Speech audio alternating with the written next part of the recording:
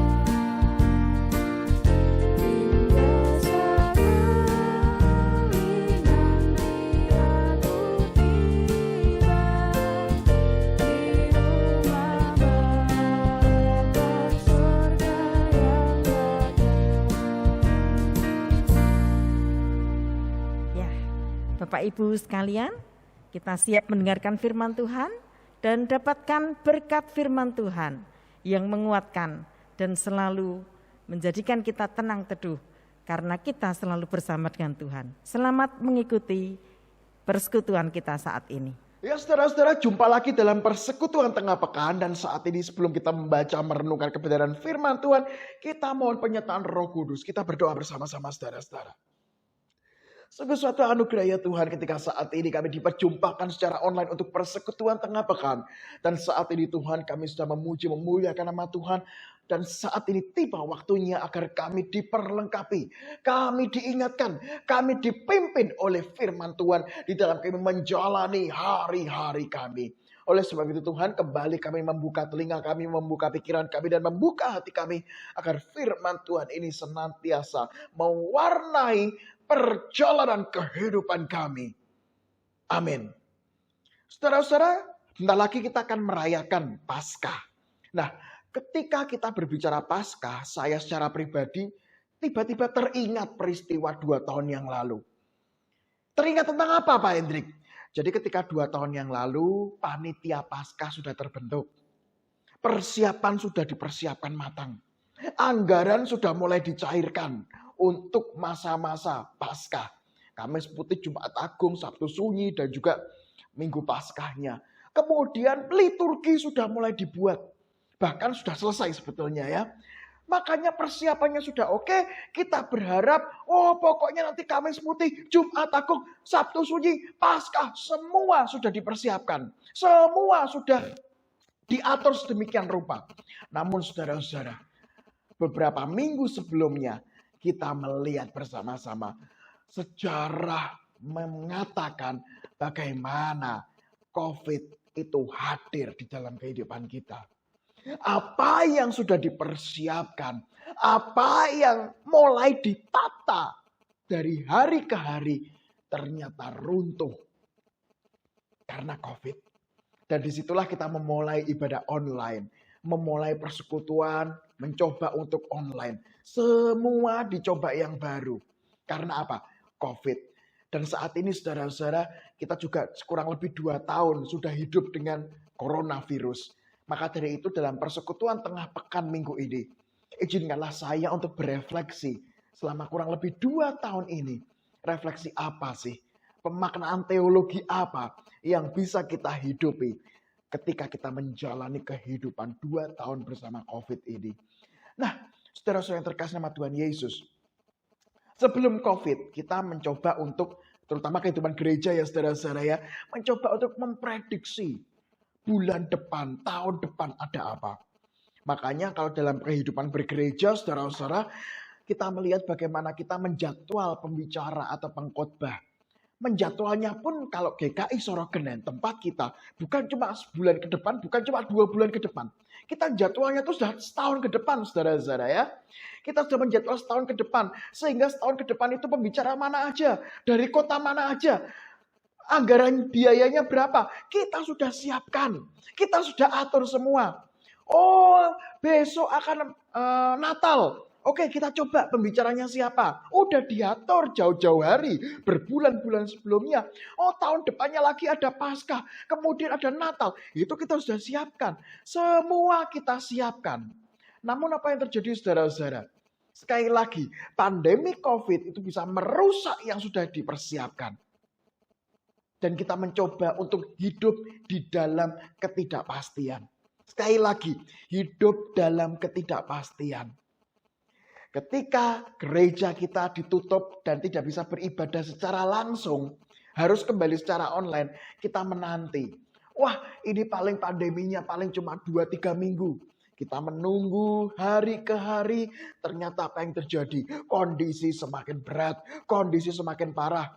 Akhirnya sampai sebulan. Ketika kita sebulan, kita pun berharap ini mungkin sebulan. Siapa tahu besok bulan depan sudah selesai. Ternyata apa yang terjadi saudara-saudara? Pandemi terus berlanjut. Bahkan ketika tahun 2021 muncul varian Delta yang luar biasa. Menjadi bencana bagi orang-orang tertentu. Sampai harus meregang nyawa dan kehilangan keluarga, teman, sahabat terkasih karena varian Delta. Nah, artinya apa saudara-saudara? Artinya kita melihat bagaimana hidup itu kadang-kadang kita diperjumpakan kepada ketidakpastian. Kita boleh berencana, kita boleh merancang, tetapi saudara-saudara, satu hal yang kita rancang, yang kita pikirkan, ada kemungkinan itu tidak terwujud. Makanya saudara-saudara yang terkasih, hari ini bukan berarti saya ngomong kayak gitu tidak usah merencanakan sesuatu. No, tidak. Namun melalui pandemi COVID selama kurang lebih 2 tahun ini, kita secara pribadi juga diingatkan untuk berani menjalani kehidupan day by day. Berani menjalani kehidupan dari hari ke hari. Mungkin kita nggak tahu minggu depan, bulan depan, tahun depan. Tapi yang kita tahu adalah bagaimana kita menjalani dari hari ke hari. Meskipun dalam keadaan COVID, meskipun dalam keadaan kita mendampingi orang sakit. Pada waktu kita ada keluarga kita yang sakit COVID. Atau yang kita terkena COVID pun. Kita harus mengalami isolasi mandiri. Baik itu di rumah maupun isolasi di rumah sakit. Ataupun diisolasi di tempat-tempat tertentu. Kita menanti day by day. Menjalani dari hari ke hari. Dengan sesuatu yang tidak pasti ke depannya. Makanya saudara-saudara yang terkasih. Menjalani hari day by day, hari ke hari. Inilah salah satu wujud iman. Jadi dikatakan saudara-saudara dalam 2 Korintus pasal 4 ayat 16 sampai 18 dikatakan demikian. Sebab itu kami tidak tawar hati. Tetapi meskipun manusia lahiriah kami makin merosot. Namun manusia batiniah kami dibarui dari sehari ke sehari. Sebab penderitaan ringan yang sekarang ini mengerjakan bagi kami kemuliaan kekal yang melebihi segala-galanya. Jauh lebih besar daripada penderitaan kami. Sebab kami tidak memperhatikan yang kelihatan, melainkan yang tak kelihatan. Karena yang kelihatan adalah sementara, sedangkan yang tak kelihatan adalah kekal. Oleh sebab itu saudara-saudara terkasih dengan Tuhan Yesus, hari ini kita diingatkan dengan firman Tuhan. Terutama ayat 16 ini, dibarui dari hari ke hari. Ya, menarik sekali memakai hari day by day, hari ke hari. Bukan minggu ke minggu, bukan bulan ke bulan. Karena apa? Ada kesempatan bagaimana kita nggak tahu minggu depan, bulan depan mau apa. Tapi yang pasti apa? Ketika kita diberikan karunia untuk menikmati kehidupan hari ini pun, bukan sebuah kebetulan. Makanya orang bisa bertahan dari hari ke hari. Oke Tuhan, ketika COVID yang lalu ya saudara-saudara, mungkin saya terdiagnosa COVID, harus isoman. Tapi ketika kita menjalani dari hari ke hari, meskipun dengan tangisan, meskipun dengan sakit, meskipun bosan, meskipun berat, meskipun susah. Tapi toh akhirnya kita bisa melalui hari-hari itu. Kita bisa melalui hari-hari yang sulit. Ketika kita bergereja pun, GKI Sorogenen awalnya nggak pernah ibadah online, tiba-tiba harus rekaman. Dan rekaman saudara-saudara itu dalam beberapa hal lebih ribet, lebih sulit. Karena apa? Ketika kita rekaman ternyata hujan, suaranya masuk harus diulang. Kemudian ketika rekaman datanya pernah hilang, makanya harus rekaman balik. Ketika rekaman ternyata ada kesalahan teknis, harus diulang lagi. Dan ketika harus rekaman, nah ini sekaligus saya sharing ya saudara-saudara ya, peristiwa prosesnya ibadah online itu yang rekaman ya saudara, saya recording bukan yang live. Sebelum kita model masuk ke YouTube secara live, kita modelnya rekaman. Jadi janjian dulu untuk latihan. Setelah latihan harus rekaman. Rekaman setelah itu harus diedit. Setelah diedit harus diupload. Dulu kita pernah mengupload itu dari jam 6 sore sampai jam 10 malam saudara-saudara. Karena apa? Ya karena kita belum pengalaman. Tapi sekarang kita sudah jauh lebih mampu untuk melakukan ibadah online. Makanya saudara-saudara, ketika keluarga besar GKI Sorogenen harus mengubah dari ibadah on-site menjadi online. Di situ pun kita dari hari ke hari. Kita jalani. Hari ke hari. Kita tahu ini ribet. Harus belajar sesuatu. Tapi dari hari ke hari. Kita justru diperlengkapi. Dan puji Tuhan 2 tahun setelah kemarin COVID itu. Kita sudah punya pelayanan online. Kita bisa YouTube kan. Kita bisa untuk streaming. Artinya apa? Ketika kita berani menghadapi hari demi hari. Justru di ayat yang ke-16 ini saudara-saudara dikatakan. Hari ke hari manusia batiniah kami dibarui. Artinya apa saudara-saudara? Artinya adalah ketika kita berani menjalani hari demi hari. Ya ini sulit. Tapi lihatlah ketika nanti kita bisa melaluinya. Ketika kita berhasil melalui hari-hari yang berat. Dan kita mencoba untuk menoleh ke belakang. Oh, ternyata hari-hari yang sulit itulah yang menguatkan kita. Hari-hari yang sulit itulah yang membuat kita semakin tangguh. Hari-hari yang sulit itulah yang membuat kita semakin berserah kepada Tuhan. Dan kalau bukan Tuhan, kita nggak mungkin untuk bertahan melalui hari-hari yang sulit. Oleh sebab itu saudara-saudara terkasih nama Tuhan Yesus, 2 tahun setelah COVID, hari ini kita diingatkan bersama-sama. Hari ini kita merenungkan sesuatu yang luar biasa. Seberat apapun kondisi yang Anda dan saya alami, tetaplah bertahan dari hari ke hari bersama dengan Tuhan. Tetaplah bertahan dari satu hari demi hari. Ketika kita mengalami sakit, ketika ada masalah, ketika ada pergumulan, ketika dihadapkan pada situasi yang tidak enak pun, bertahanlah dari hari ke hari dan bersandar kepada Tuhan. Maka disitulah Roh Kudus menguatkan Anda dan saya untuk apa? Untuk bertahan dan memberi kekuatan agar di masa yang akan datang kita melihat luar biasa tangan Tuhan merenda sesuatu yang berat. Ternyata saya bisa bertahan. Saya bisa terus bersama dengan Tuhan. Semua bukan karena kekuatan Anda dan saya. Tapi ketika Tuhan menyertai, kita bisa melalui hal-hal berat.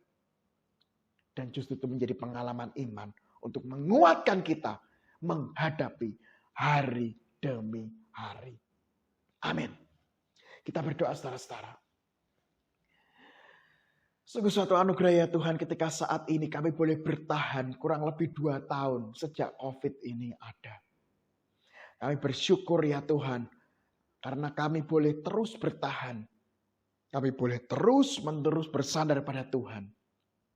Dan mungkin ya Tuhan saat ini kami kehilangan anggota keluarga kami karena COVID.